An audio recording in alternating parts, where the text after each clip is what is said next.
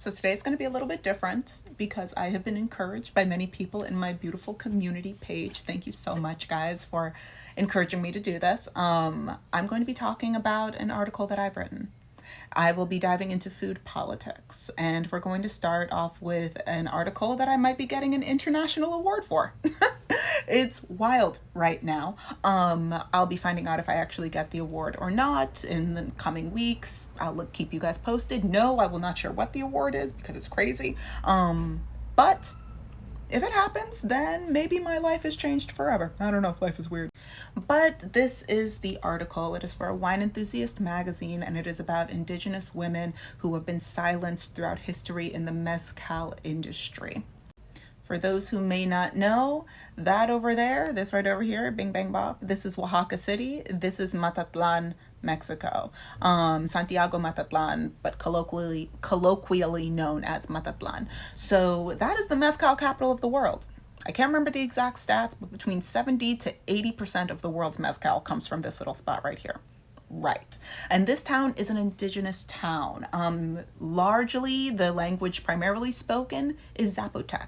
It's not Spanish, it's not English, it's Zapotec, the indigenous language of the indigenous people who are native to this region. Now, I didn't go directly here. This was a trip that I did last year. Last year? It was a trip that I did last year when I was living in Playa del Carmen. I took a domestic flight to Oaxaca City, and then I stayed in Tlacolula. Now, Tlacolula, why did I stay there? I stayed there because the woman that I was connecting with, whose name is Liliana Palma. This is her and I at the very end of my stay in Tlacolula. We were visiting an indigenous bartender that I was recently able to feature in Men's Journal. Yeah, I'll include that link below if you guys are curious, or some, I don't know. Anyway, so this is Liliana, also known as Lily. She is a Zapoteca. She's a Oaxaqueña, an indigenous Oaxaqueña. And she has a tourism company founded by her called Zapotec Travels. This is an indigenous tours company. One of the many things that she does tours about is indigenous mezcal. Primarily indigenous women who work in the mezcal industry have their own brands, and it is phenomenal. Also, if you are curious about other things that she does, like her textile tours, her indigenous textile tours, or her indigenous food tours around Oaxaca, definitely reach out. Her information will be in the description below. So what I'm going to do is not just read this article to you guys, but I'm also going to be sharing a lot of behind the scenes things that were not able to make it into the final print.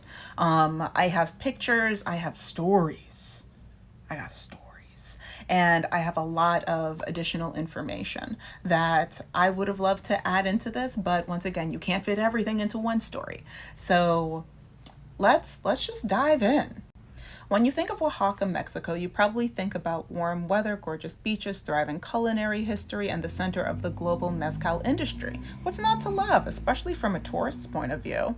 But for a Oaxaqueña, a woman of Oaxacan descent, like Liliana Palma, there is a different perspective. Quick pause. Something that is important for people that are outside of the Latin community. For Latinidad, the Latin diaspora is very diverse. That also includes Mexico as a country. It is very diverse. Even more specifically, Oaxaca is a very diverse state.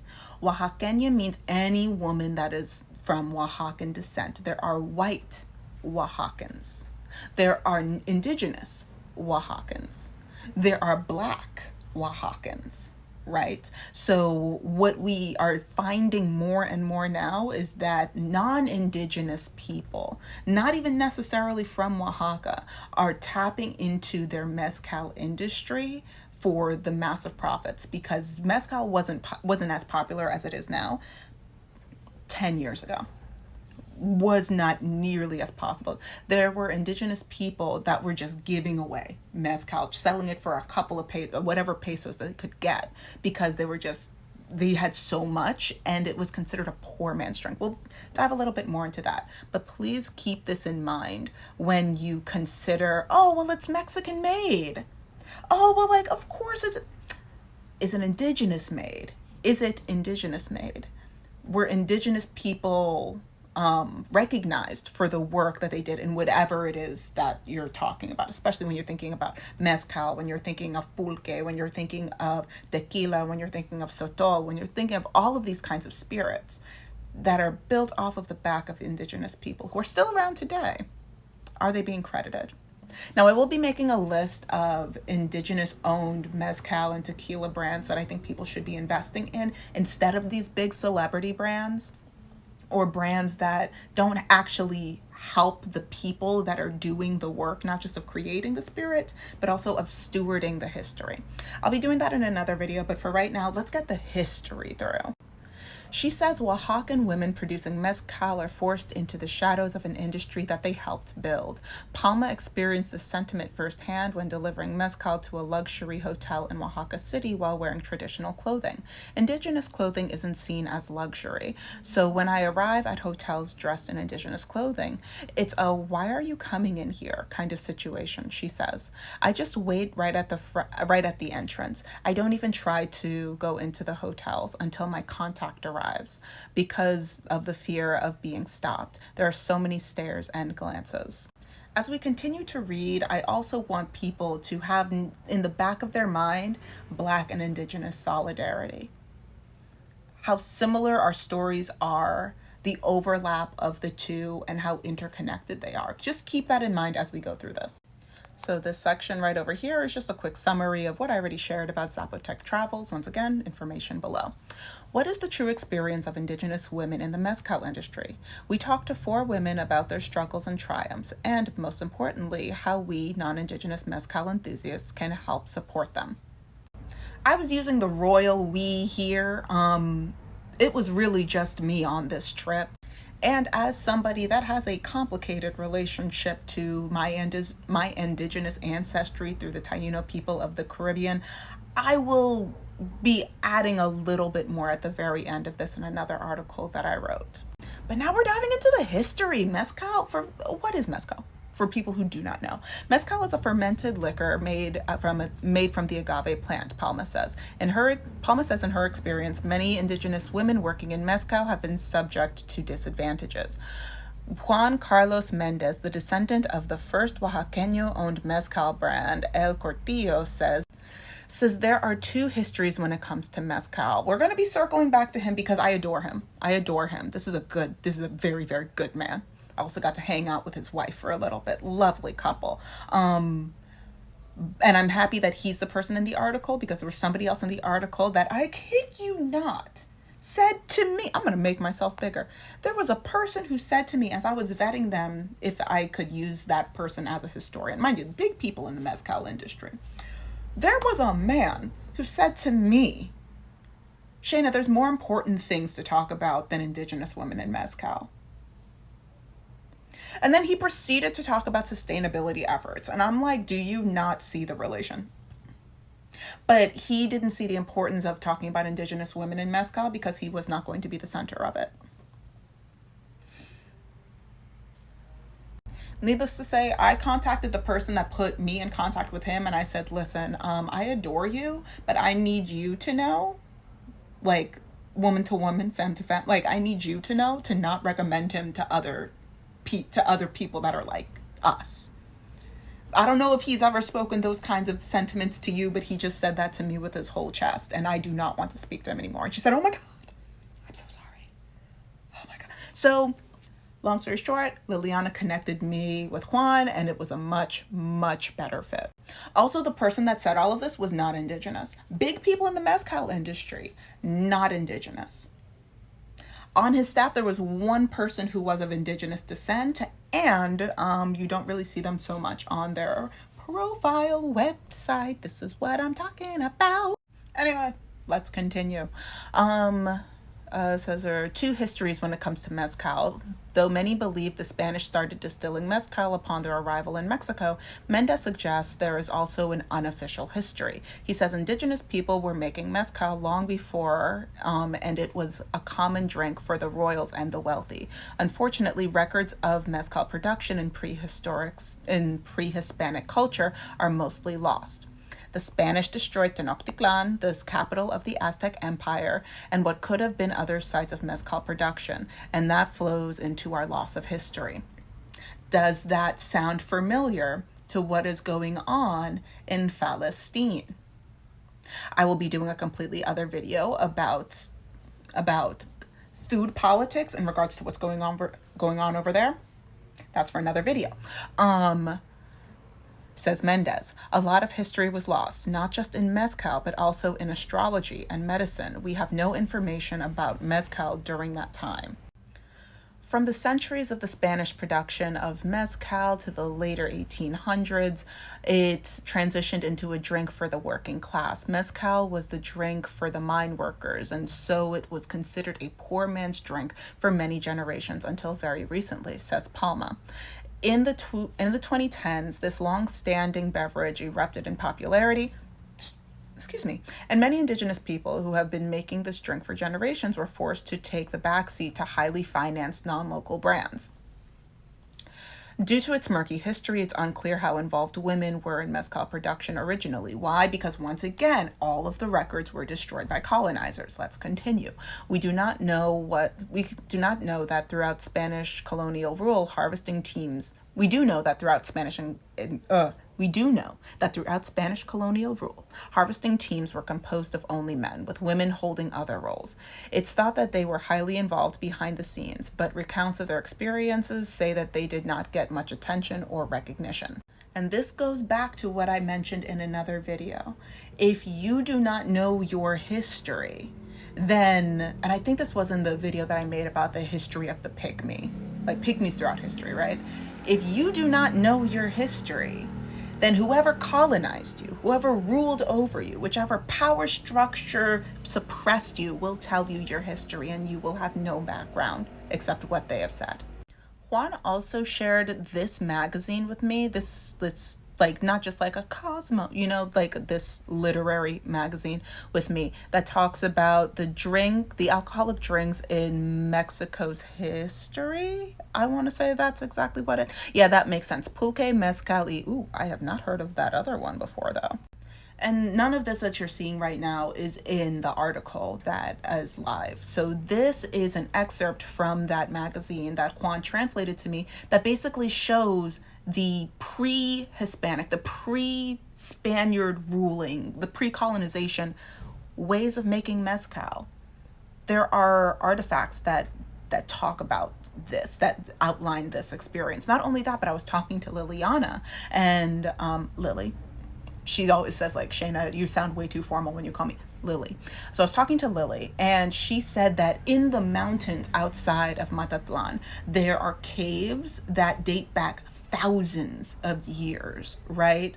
Long before, thousands of years. And in these caves, there are drawings of like life back in those days, but also some of those cave drawings also depict elements of the mezcal making process, very clearly one-to-one elements of the mezcal making process, which going to those mountains, I would not have been able to for the time of my trip, because it is a journey. It is a journey to get to those mountains. There may or may not be jaguars occasionally involved. I don't know for sure. They just say that, yeah, sometimes like jaguars come down from the mountains, right? And I'm like, what? I'm okay. I don't know which mountains. I don't know where the caves are. I'm fine. I'm good where I'm at.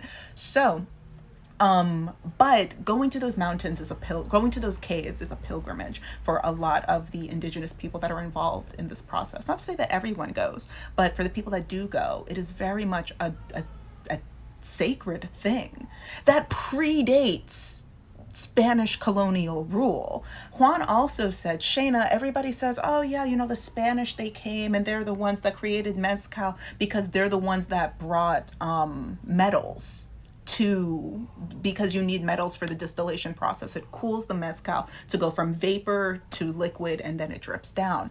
And it's like, oh yeah, well, you needed metals. He's like, Shayna, they came to Mexico for our gold.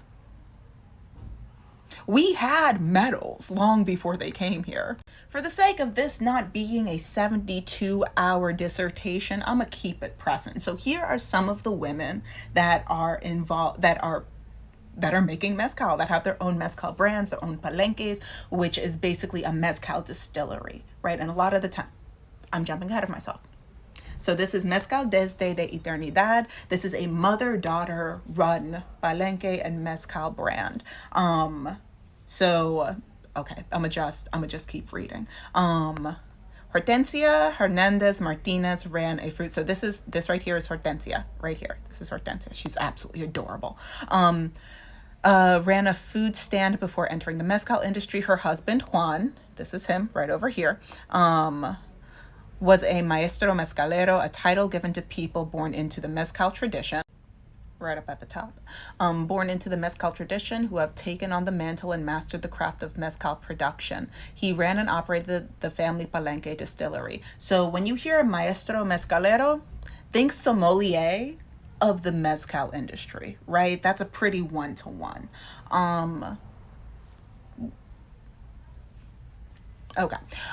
When he suddenly passed away a few years ago, Martinez and her daughter Lydia Hernandez decided to pick up his mantle and carry on the family tradition. Now a mother-daughter owned brand in Palenque, they have 5 farms, oversee workers, and produce around 30 varieties of mezcal. I got pictures.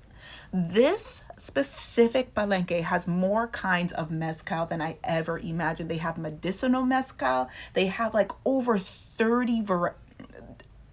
I'm gonna show you right now. I can't hold it. Just take a second and look at all of these mezcals. There's some cream-based ones. There's herbal-infused ones down here. There's all of these blends, wild agaves, which I will be diving into later. And it just keeps going. They also have this phenomenal mezcal tasting wheel.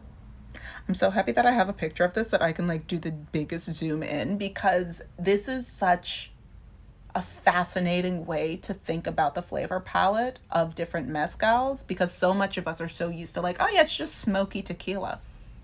It's so much more. It's so much. You could have fresh, you could have dried, you could have smoky, sure, but also you could have like vanilla. If you've had a vanilla, like, and it lingered, oh, it's fascinating. Take a screenshot of this if you would like. We're diving back in. Before my father passed away, I had already been producing my own batches of mezcal beside him, but I never wanted to say it out loud. Hernandez says she was afraid of the pushback from the men in the mezcal community. Instead, she figured that it was better to remain anonymous and to let her work begin to gain attention, unattached to a woman's name, until recently. Back then, I'd rather not say I'm a maestra mezcalera, because they would combat that and just say, what could she possibly know about mezcal, Hernandez says. This puts Oaxacan producers in the position to lose everything if they stake their claim in mezcal. For example, those who support mezcal producers like wild agave harvesters may be less willing to work with a woman-led brand, she notes. Quick pause. Wild agave, so there's agaves that you can cultivate, and there are agave farms that I think people are more familiar with. Here's a picture. So these are agaves, also known as maguey, right? And not my guy, maguey. All right. So these, when they are ready to be harvested, these are generally espadín. Espadín makes up, I want to say 90% of all kinds of mezcal, because it takes the shortest amount of time to grow and fully mature. It's also widely accessible, right? So that makes up most of the agaves mezcals that people are used to. But you see these mountains over here? Oaxaca is surrounded by mountains, and those are where wild agaves thrive. So whether it's these mountains or any of the other mountains that line the Oaxaca Valley, what tends to happen for people, because it's hard, if not impossible, to naturally cultivate wild agaves. They are wild in nature, which is why finding them is such a special adventure, journey. A pilgrimage, some would say, because you have to go into these mountains, which could take days, sometimes weeks, and you find the agaves. And because of ancestral knowledge passed down, in finding an agave, a wild agave, you are able to identify it, see how old it is, what kind of health it is in, and then you track it, You track it until it is just ready to be harvested. Now, what you don't fully get from looking at these agaves here, when an agave is fully ready to be taken to the distilling through distilling, which is a whole other long video I do not have time for in this one, the distilling the creation of mezcal. It's fascinating. But these things weigh between like 100 to 600 pounds. It don't look like it, but it is densely compact liquid. And these things are huge. These things are huge. So to go into those mountains, it's impossible to like grab these things by themselves. I'm saying it's impossible. I don't know. Maybe there's like a superhuman wild agave harvester, right? But you have to go with a team of people to find it. They have to trust your knowledge. You have to trust their strength. You have to work as a team. And then you have to bring those things back down. And these are a thing that, yeah, you know, like bros being bros, like, oh yeah, like let's go get some. But then you have a woman that's leading you. You have a woman with just as much knowledge, but she's saying, I know how old this agave is. It needs a couple more weeks. It needs a couple more years. Now, mind you, some agaves, I think the younger agaves take around like between like 5 to 8 years to mature. But then you have dinosaur agave, which I'll be talking about later in here. That takes up to 25 years. 25 years, right? So there's a lot of knowledge that is passed down generation to generation, and you really need to trust the mezcalero that you are with. And unfortunately, because of sexism, a lot of people just don't trust the women. Once again, we're jumping ahead for the sake of time, but look at this angel. Oh my goodness. So her brand is called Liberemos de Alma. And this mezcal right here, I've had a lot of mezcal on this trip. I drank arguably far too much. This is the best mezcal I think I've ever had. And I think I could say that with my entire chest. I brought so much of that in my suitcase. Let's dive into a little bit of her story first. I'll now talk a little bit about like the flavor notes in this. Unfortunately, you cannot buy you can only get this in Matatlan. I'm putting that out there. 1 second, there's loud people outside. So now let's continue. When someone is born into a mezcal family, it comes with an inheritance of sacred knowledge passed down through generations of the craft and science of making mezcal. Another part of that inheritance is land. Making mezcal requires a notable amount of land, not just for growing agaves, but also for milling, fermenting, bottling, and roasting. But the land inherited to be used as a palenque is traditionally reserved exclusively for sons. When someone is born into a mezcal family, it comes with an inheritance. Already read that. Moving on. Isabel Santiago Hernandez comes from 4 generations of agave producers, but still accessing land to start her own label was challenging. 6 years ago, so now 7 years ago, Hernandez's father denied her inclusion in his mezcal business, so her grandfather allowed her use of his palenque, which is where Liberemos de Alma is made. It was really difficult entering the business full time, says Hernandez. First, I had to convince my dad that I could do it, and even after I convinced him and he was on board, my dad would have faced backlash from his family for defending me because there is a notion that women cannot be in mezcal. She continued, my dad and all of my uncles work in mezcal. My uncle gave their inheritance to their sons only. All of my other cousins who are women are homemakers, she says. As women in the mezcal industry, we start from zero.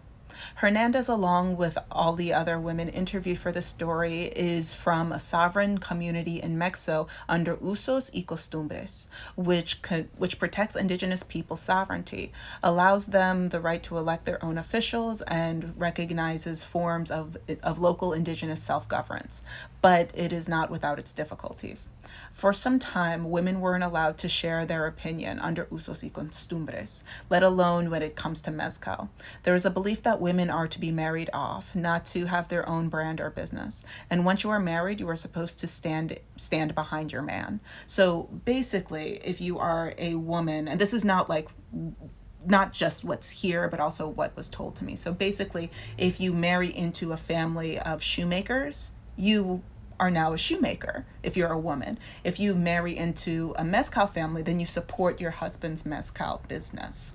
Or you can, as we learned about in the first in the first story with Desde de Eternidad, you can do your own thing, but like to help, to support, not to lead, but to support, right? So that's kind of what this is talking about. So she is leading, not and yes, her husband is supporting her. She's supporting her husband in this, but her husband doesn't come from a mezcal family. So let's read a little bit more about that. After 6 years of growing from the ground up, Hernandez and her husband will be breaking ground on their own palenque in 2023, which means that it is already here. So proud of her. So proud of her. Also, she and I were both 30 when we met, and I was just like, oh my God, I'm so proud of you. And she's like, thank you. An absolute nugget. An absolute nugget. I found a life partner, Eric, who is going to work alongside me and be an addition to me, not try to take away from me, she says. No less, ladies. Also, this is a very, very quick thing, but I just would really like to say I took this picture. I sent in an edit, but it's fine. It's fine. I did take this picture, but it's fine.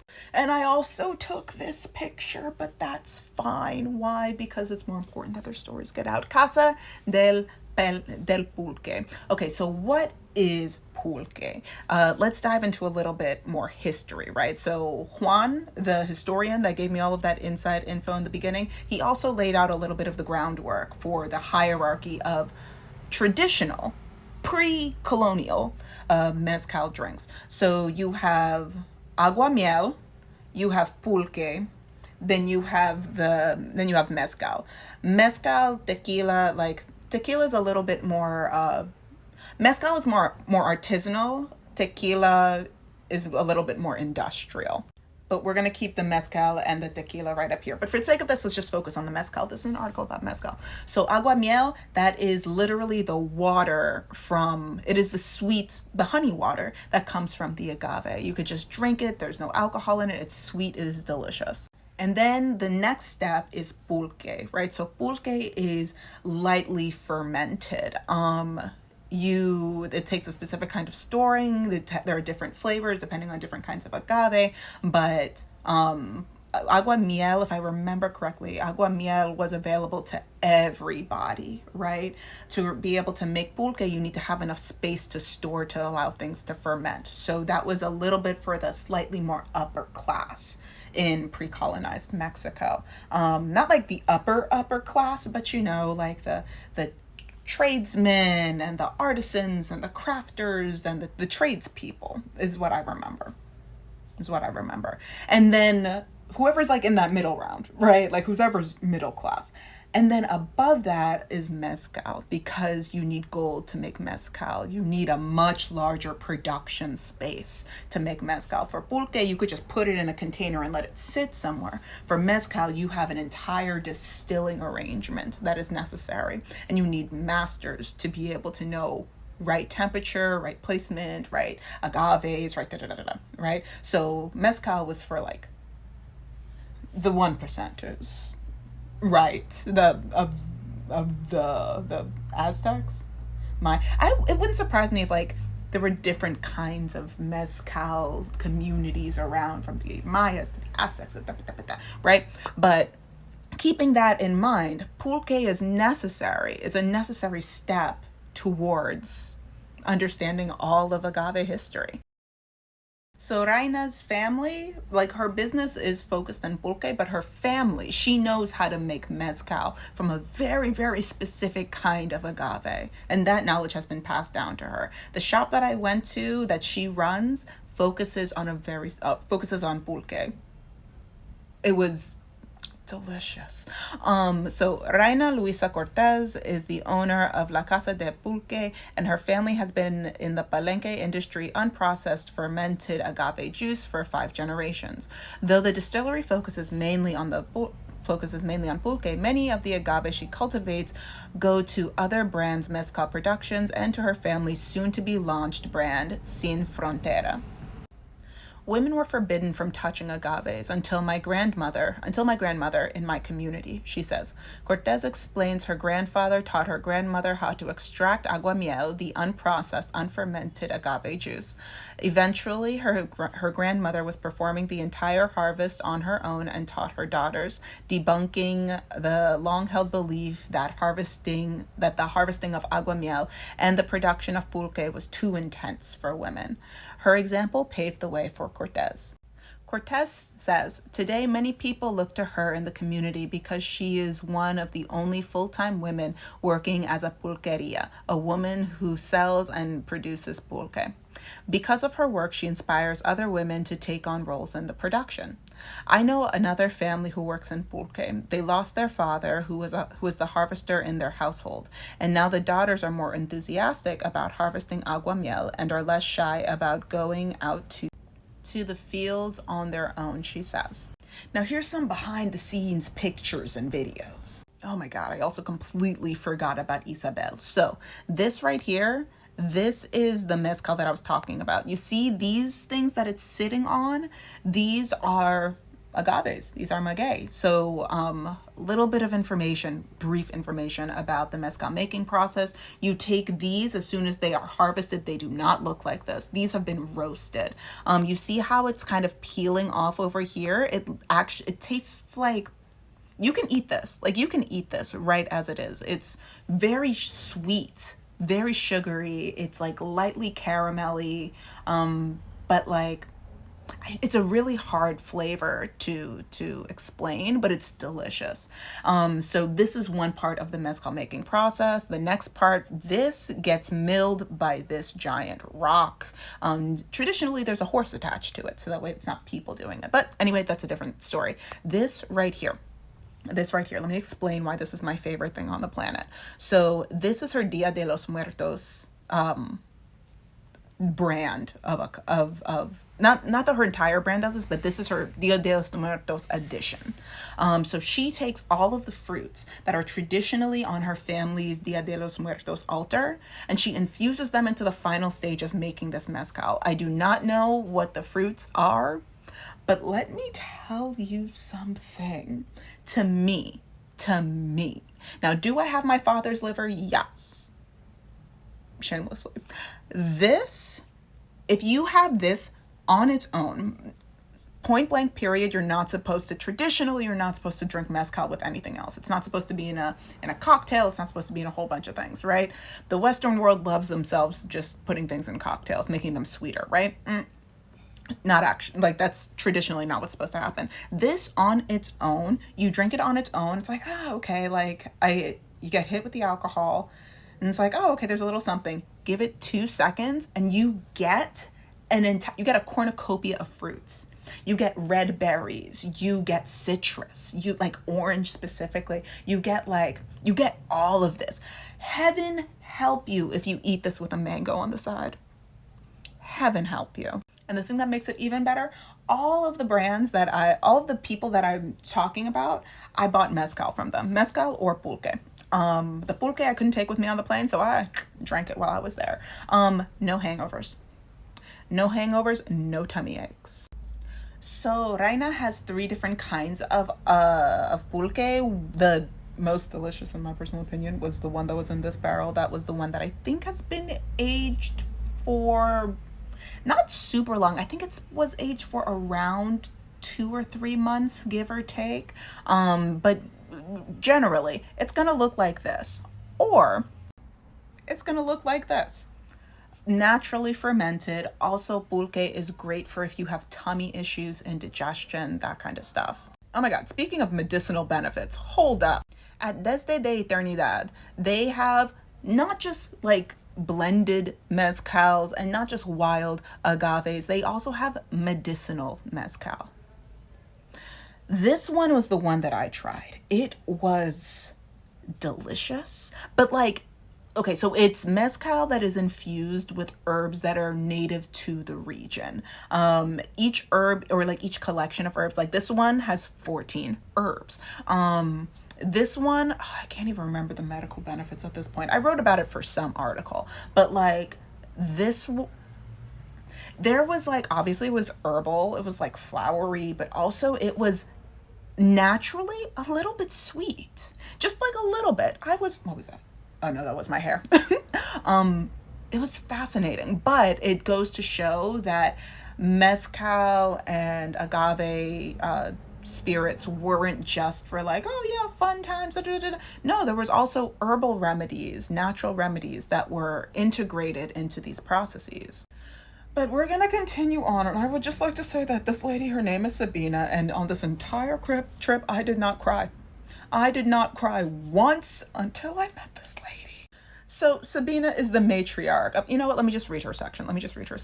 Just on the street from Casa del Pulque, literally I would say a 5-minute walk, is Lopez Real, a palenque run by Sabina Mateo. Mateo is a third-generation mezcalera who married Mario Lopez, not that Mario Lopez, calm down, who also came from a mezcal family. They eventually inherited their palenque through her husband in 1984 and recently started selling internationally. There's so much behind the scenes information that I'm going to share about this lady in particular. I'm going to finish this section and then I'm just going to warn you. You might cry too, and that's fine. It's healing, but you might cry. We didn't have anything back in the day prior to inheriting the palenque. No roofing or palenque. So we started working from zero. He always had a vision that one day we would have something, even though at the time we had nothing, she says. Commonly, pruning and harvesting agaves is work typically assigned to men because working of the fields is particularly labor intensive, and some agaves weigh upwards of 400 pounds. I have heard they get a little heavier than that from other people, but it's still far too much. Still far too much, right? But when you don't have any workers other than yourself and your husband, it's all hands on deck for every part of the production, she says. On the grounds, leaning against the large bottling facility, sits a small shed, just 4 poles and a tin roof that covers our freshly roasted agaves. That was the first roof Mateo and Lopez ever had. She mentioned how proud she was that they finally had something of their own. Now we're gonna pause. I'm gonna have a quick pause because nope, you know what? We're gonna keep reading. Right at the top, unfortunately, Lopez passed away over 2 years ago, and now the family brand is headed by Mateo.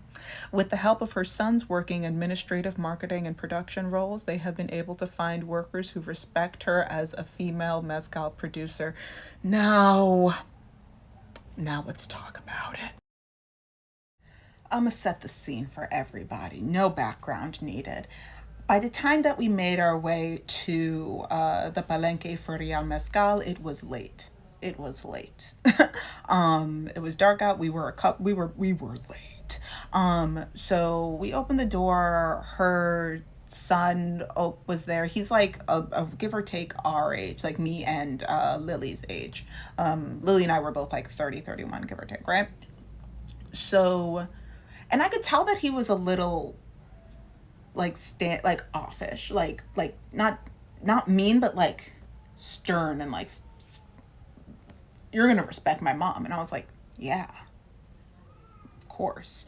But mind you, I do not know what their experiences were like with journalists past. No idea. But yeah, just very, very protective. We're going to fast forward a little bit, right? Because at some point he and I have a conversation where he talks about there's nothing more sacred than allowing somebody into your palenque at night, because it is a magical time. It is a very spiritually rich place, and the essence of that really blooms at night. So fast forwarding so much. I still have the entire interview because Liliana was with me for all of these interviews because she was translating, because nobody spoke Spanish, nobody spoke English, only Zapotec. So fast forwarding. The interview was like, what, an hour long? So it reached the point where we talked about the shed, the four sticks and a tin roof.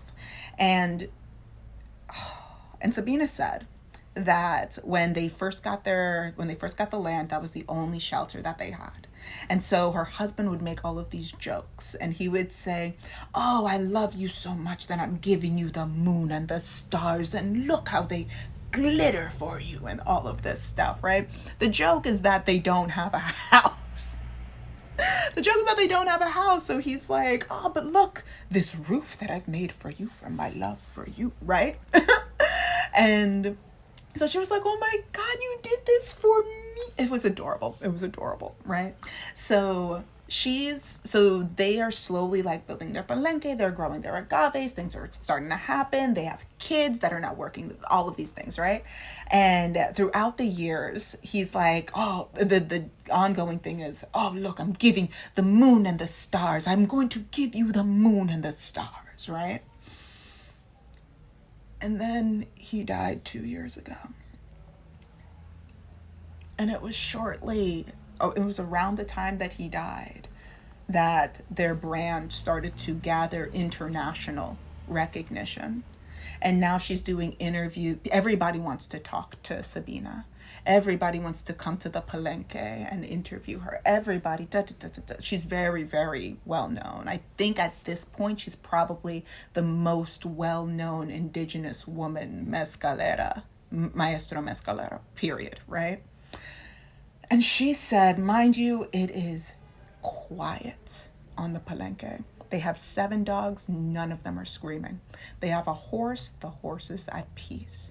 All you see are stars and the moon and a little rustling here and there, and we're all drinking mezcal. We're all just talking and drinking mezcal. And she says, Shayna, he gave me the moon and the stars, but he wasn't around to see it.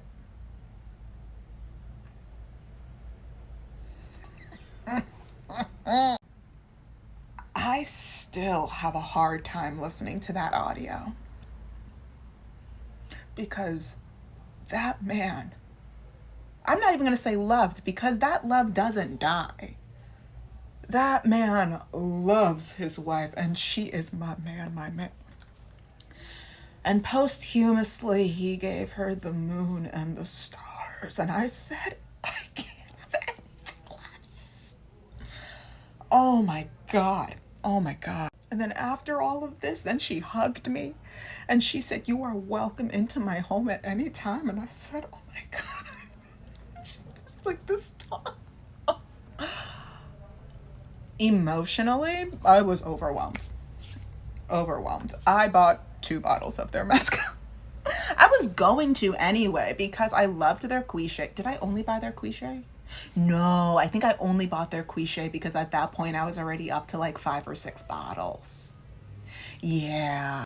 So for those who don't know, quiche is another form of wild agave. Personally, it is my favorite kind of wild agave as it stands. It is light. Okay, so there's quiche and there's dobalo. Dobala. Quiche, dobala. I think of them as sister and brother, right? In a more like stereotypical kind of way. Dobala is like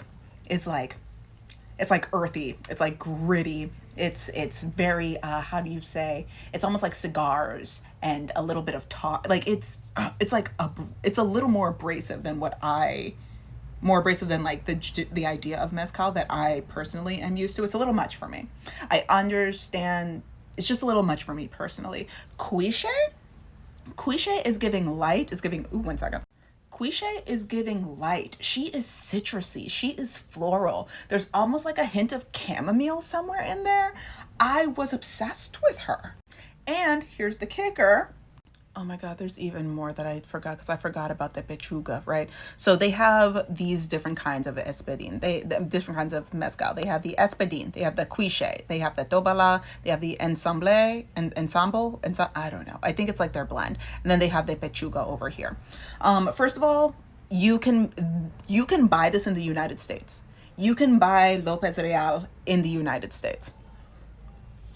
Thank me later. I'll also include a link below if you guys want to like try and buy some online.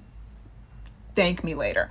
This pechuga over here, so that is limited edition, right? Why is it limited edition? Because all of the other kinds of mezcal are made by a team, right? Including the wild agaves. The pechuga over here, the only person that touches that is Sabina. Why? She started making that the year her husband died. That is her homage. That is her dedication. That is the continuation of her love letter to him, is that pechuga. She says nobody touches it except for me. She makes one batch and they section it off, and when it's done, it's done. But she does it every year. Now, you know, I had a little bit and I kept crying. There is so much more to mezcal than just drinking it. And now, with all this information, what do we do with it? How do we support? How do we help? 1 second, loud men outside.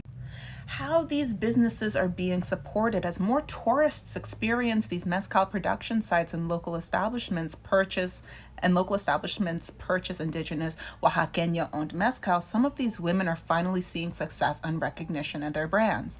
For example, Martinez of Mezcal desde la Eternidad says she has clientele visiting her palenque from all over Mexico, and she works for a New York-based brand that pays her company well and highlights them on their social media page.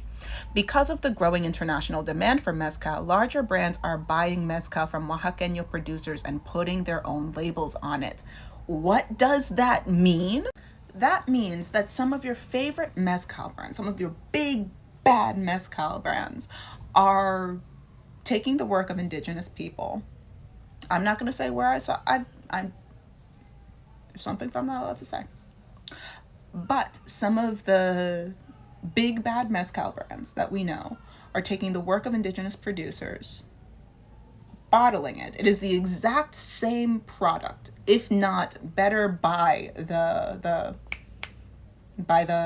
producer. Like, the producer can have their own brand and they can make for this bigger company, but the producer is going to be able to put a little bit more TLC into it because that is their craft. They're not making it to sell. Now, there's a complicated relationship with what this looks like and how it both benefits but also causes some issues. And I dive into that a little bit later in this article. Let us continue. Fourth line from the top. Though this can help local producers fund their own growing brands and make money for their families, it also forces them to direct much of their resources to mass market brands instead of their own. These relationships, while complex, can also be healthy. It's just complicated. Not my words, but also the people that I've spoken to, not just these women, but they're like, it's a complicated relationship.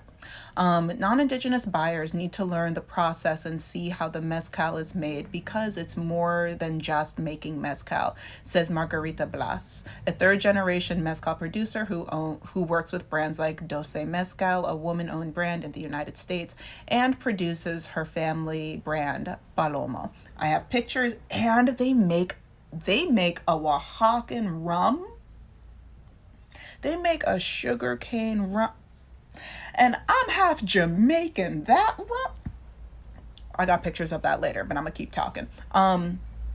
It's cultivating agaves, bringing the agave to the palenque. You're exposed to lots of smoke and heat. They need to understand why mezcal is not something we can sell cheaply. For Blas, receiving adequate pay for her mezcal production makes a big difference. People have visited, shown respect for what we do, and pay us a good price for our work. Their brands are growing because they're growing in respect for us.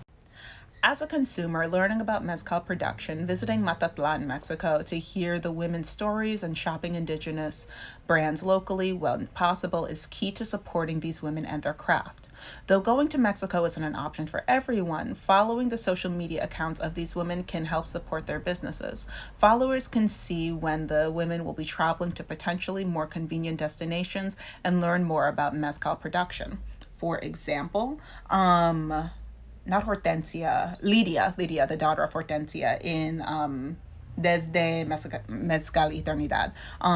Lydia occasionally, maybe like once or twice a year, does a pretty big event, works a pretty big event in Tulum, the Cancun area, right? The greater Cancun area, but I think in Tulum, which a lot of people are then able to, because Matatlan is a little out of the way for a lot of people. Unless you know where you're going, it's a little out of the way. Everybody goes to Tulum. I didn't, but I don't like it over. It's not for me. But yeah, so things like that, they will post about that on their social media sites. If the brand is really small, or if the distillery is run from their home, they're probably Indigenous owned, says Palma. See their Instagram, see what their message is about so you can consume more responsibly. Additionally, researching and buying brands available in your area that work with Indigenous female producers can help support from afar. Like any spirit, some mezcal products will label their bottles with this information, while others may require more research. I'm not going to knock it over again. Honestly, most of the time it's going to require more research, but we're going to say that some do. We're going to say that some do have it written on the bottle. So, I'm gonna wrap up this video by sharing the exact mezcals that I got. So, first of all, this is Margarita's son. I cannot remember his name for the life of me right now. I am so sorry, sir. But he helped to facilitate my interview with his mother. He was our translator for this particular one. And it's TSO-OK. So this brand is Oaxacan mountain rum, right? So he is friends with another Oaxacan man, another Indigenous Oaxacan man, but who is from the mountain regions. And they have an entirely different rum culture than what is common in the Caribbean, right? This rum, well, technically, this was the one that I brought back home. But this one is a little bit more like caramelized. This one though, imagine eating sugarcane, all flavor, no sweetness.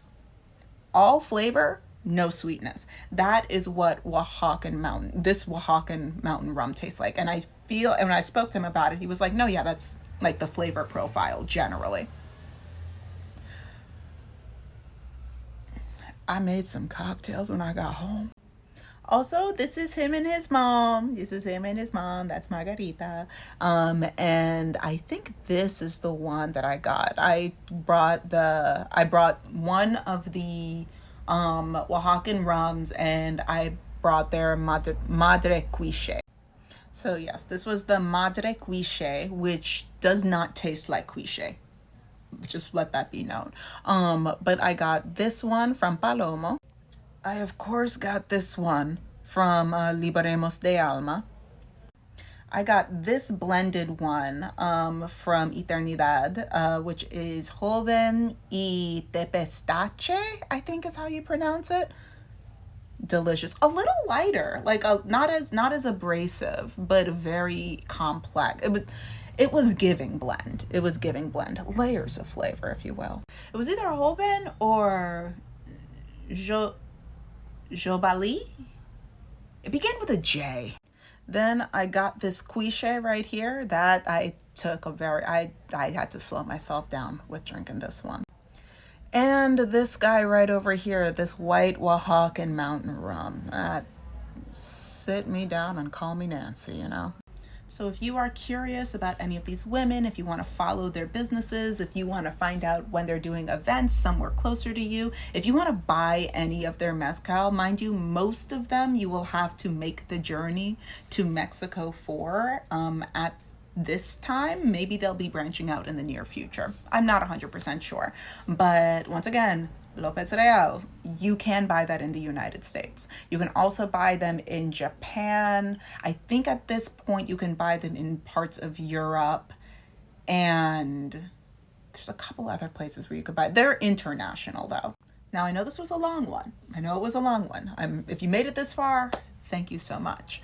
And oh my God, I should have said this in the beginning. Don't forget to like, share, and subscribe. Oh my God. If you learned anything new from this video, if you liked it, please let me know. If you learned anything new, please type that below. If you have any questions or would love me to like include some follow-up stuff, once again, include all of that below. Definitely share this information though. Not just like, if you know people that like long form videos, feel free to share this video, but also share this knowledge. It's really important that we do what we can to support the Indigenous stewards of the land, because it is so intertwined with the sustainability problems that we're facing right now. A little bit more about that. It takes an obscene amount of water to cultivate agaves. And when you think about, for those of you who don't know, I'll be tagging Liliana's Instagram below so that way you could keep up to date with this. But there are intense wildfires because of climate change that are destroying the landscape of indigenous people in Oaxaca, in Matatlan. It's causing massive disruptions for in income. It's also like just the continued climate crisis is going to affect Black and Brown people most immediately. And this is directly hitting the mezcal industry, specifically the indigenous people that are working in the mezcal industry. Liliana is working with a team of people to not just gather funds, but to also organize. So that way, the people that have been most affected, several people have actually died because of these wildfires. So definitely stay up to date with what is going on. She'll be posting different ways that you can support. I donated money earlier on. I think she said that they're not accepting any more donations at this time. That might have changed though. Once again, we can all do our part wherever we can. If we have the money, or sometimes just our attention can make a world of difference. So that is all for now. Once again, don't forget to like, share, subscribe, all of that great stuff. And if you want more food politics stuff content, just let me know. I have so many thoughts.